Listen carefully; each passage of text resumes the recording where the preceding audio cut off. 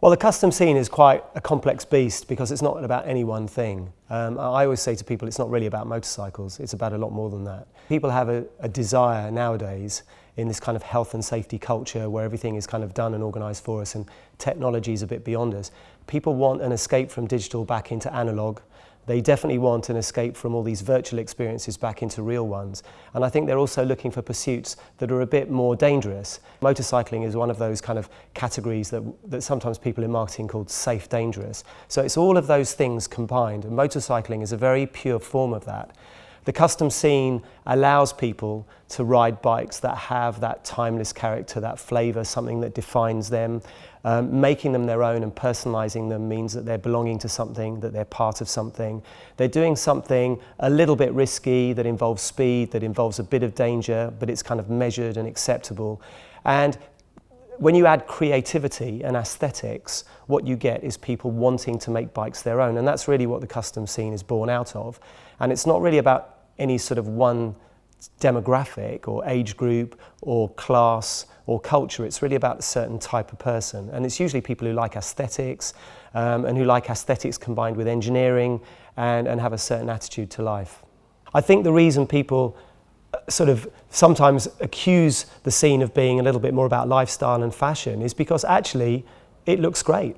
It's exciting, it's accessible. People who are not hardcore motorcycle aficionados look at bikes that are within this scene and they like the way they look aesthetically, they like the engineering, they think the scene looks a little bit more of something that they can relate to because people aren't riding around in kind of sort of carbon, Kevlar, titanium tip jackets. They're riding around in leather jackets they might actually wear if they were going out. So it just looks a bit more normal. And I think the accessibility of it and the fact that a lot of people who are maybe a little bit more fashion conscious embrace it means that people have mixed it up a little bit. But I mean, absolutely, it's about biking and it's about sort of proper motorcyclists and proper skills. The appeal of modern classics is really simple. They work. Most people are looking for things that help describe who they are when it comes to any products that they use or what they ride, what they drive, what they wear.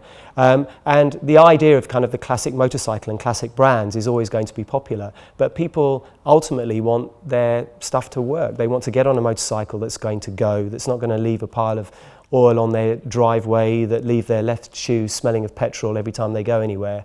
And a lot of the modern classic bikes now really have got it right in terms of look and feel, but they also have that benchmark standard of proper performance. The brakes work, they go around corners, they're going to start every time. So I think really when manufacturers get things right and build modern classic bikes that capture the spirit of the past or their brands, then people are going to want to ride them and want to own them. I think the Bonneville has been a favourite of the scene for a long time and a favourite of motorcycling in general because it has genuine heritage.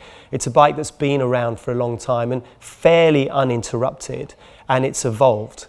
It hasn't had to sort of be too sort of rediscovered, and every iteration has had a similar flavour to it, and people are buying into something that feels as though it's got that sort of durability to it. But I think the other thing is it comes in lots of different versions. You can have the Cafe Racer Thruxton, you can have the Scrambler, you can ride it as more of a kind of a street style bike, or even kind of really do serious things with it and turn it into a Brat or a Tracker.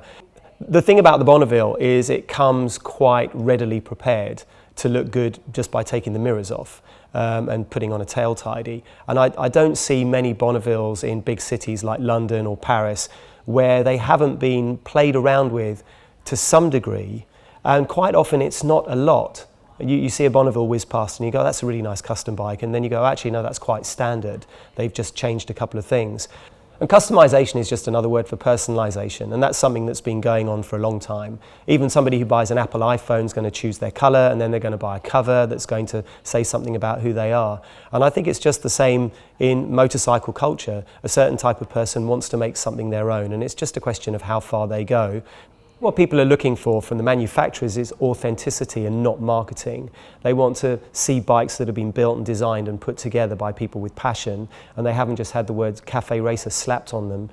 I chose a Bonneville as the bike that I'm riding at the moment for really simple reasons, actually. I've always liked twins. engines that have a little bit of thump to them and that have that balance between being kind of quite torquey and having a bit of character and something that you can short shift.